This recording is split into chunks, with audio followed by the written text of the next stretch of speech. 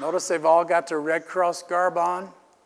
These were the soldiers. They came in. The National Guard came in, and there's a good look at the debris over here. And they blocked. Everybody wanted Princeton. That got into it. It was wiped out, you know. So they let traffic into Princeton, but they didn't let them into Griffin because Griffin was much harder hit and much smaller.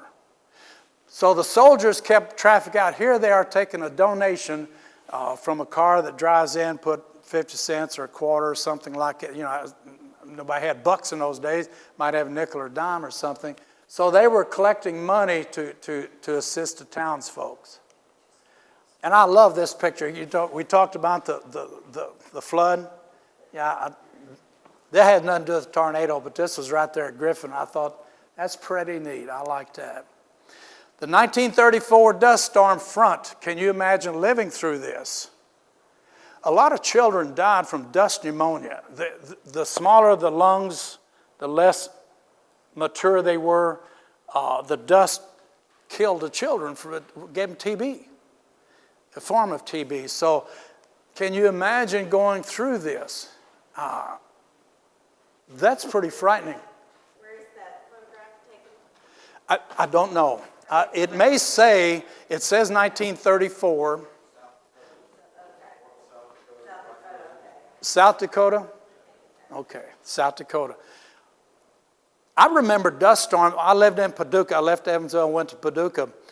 In mid-1960s, I remember a couple of times, a year or two apart, when the sky was orange, and you could taste the dust in your mouth. Do you all? And I'm sure it happened here. You had it at New Harmony just as well as what I had in Paducah, because you know this is states would be covered by that, not just a little area. So that had to be horrible. Look at this picture.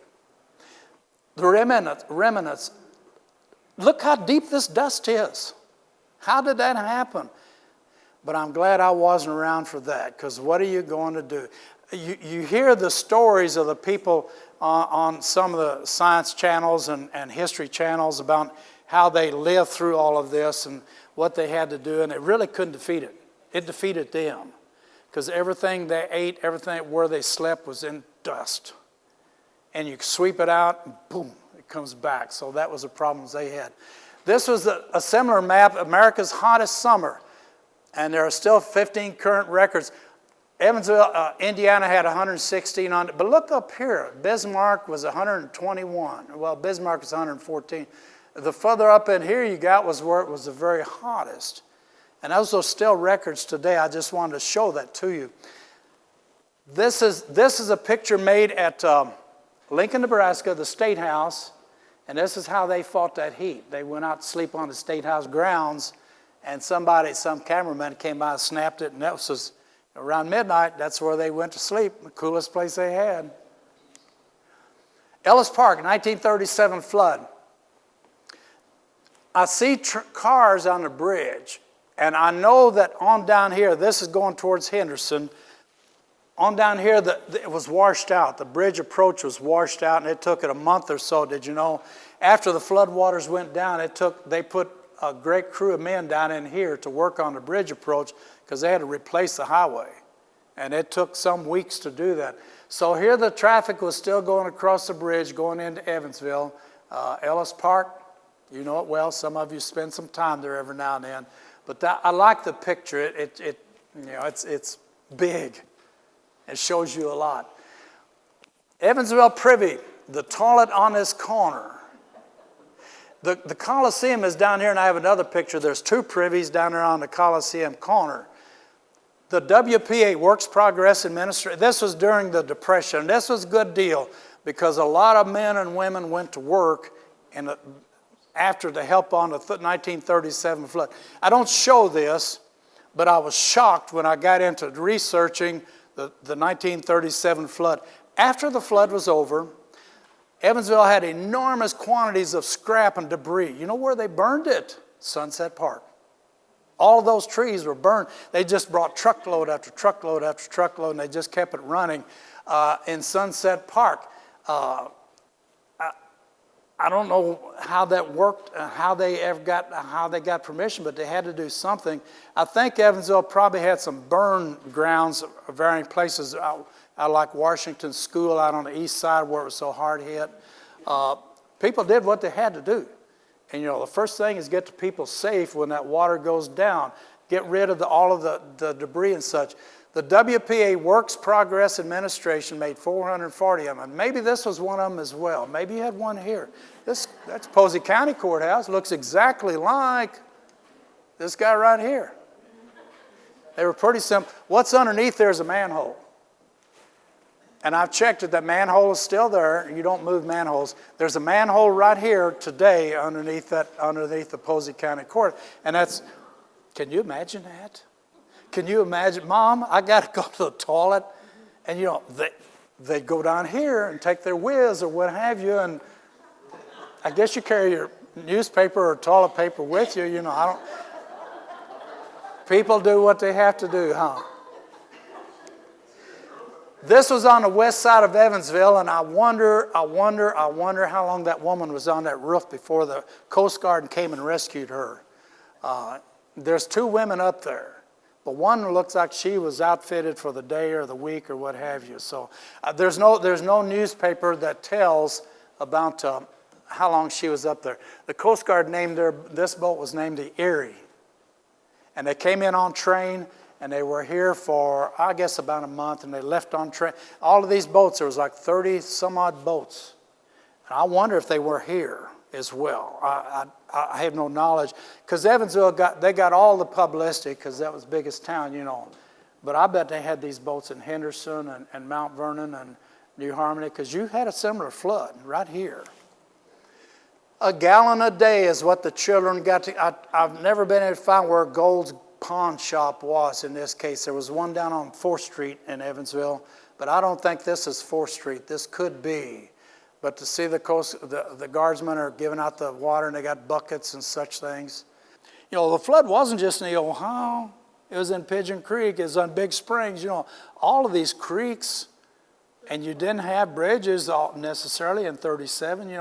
We were still maturing on our road construction or bridge construction, so yeah, they had problems. This was Carl K. Connect's room. I know it was, see up here? And he was in his hotel room, and it says Hotel McCurdy, and he just took a picture of the steamboat, and you needed to see that. So this was downtown, and McCurdy now, that was the power between Indianapolis and Nashville and Louisville and St. Louis. The McCurdy was it. Well, looky here. I guess I wonder if they put wood down. See, they got mud and they got their boots. That's a drum. You stood around by a drum heater before, I know. And I guess it's a water kettle up here to heat the water. So Carl was upstairs in his room, and down in the basement, down in the main floor was all of this. So this was the Hotel McCurdy lobby heater. Don't you love it? This is a National Geographic photo, by the way. This was the Paducah Flood cow. And there's another picture that somebody made out here looking up at it. But National Geographic bought this picture and used that. And that's where I got this picture. It was out of National Geographic. They did a thing on the 37 flood a year or so later, and so that was it. The Paducah Flood cow is pretty famous, and the people needed the milk. They'd go up and feed the cow and bring the water and milk the cow, and so away they went. This was the Chrysler plant refugee shelter. There was quite a few around in Evansville, and this is just an elderly gentleman, and this is the way they were all taken care of. They were glad to get whatever they could get. This was terrible. This was Shawneetown. This was Shawneetown, and this was the wife and her 3 children. Probably the husband was out helping other victims and such. So I guess they probably brought their household goods, what they could salvage, and brought into this tent. See the tent? I thought you'd like that.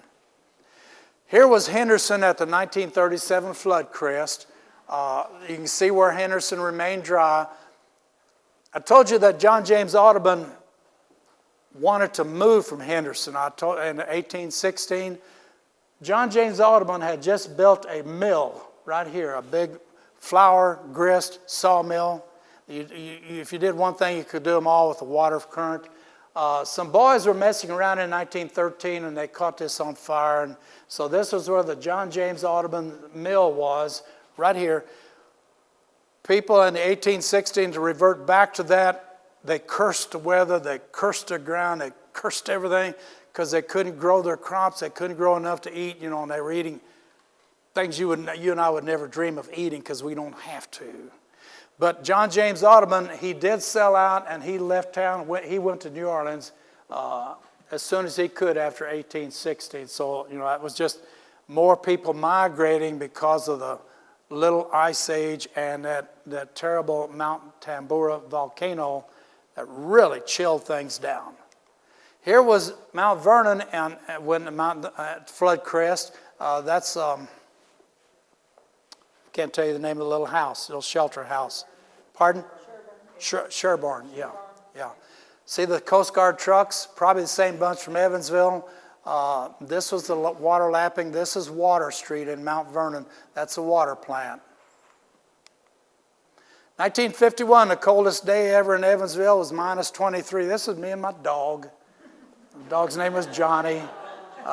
Johnny was with me a long time. So that's the airport. This is the airport. There's the railroad track, Highway 41, the airport was behind us. And that's how I grew up, was around all of those airplanes. We moved to Evansville in early 1943 or late 42 when Dad got a job on a Republic Aviation P-47s. And we had been living up in central Indiana, and that's how I got to Evansville. And this was their second. We lived in a trailer in World War II. So this was our house we had on fire. Atlas Van Lines, if you know where Atlas Van Lines is in Evansville, it's down this way, somewhere down here on that same street. I'm going to close with the 1978 blizzard, 21 inches. And all of you remember this. This is not that long ago. This was really a bad thing. And I'm wondering, notice these vehicles that they've cut out just a square around them. I wonder how that worked. How did they, the coordination, some of those things may have been there till the wreckers came and just pulled them to the dump or something.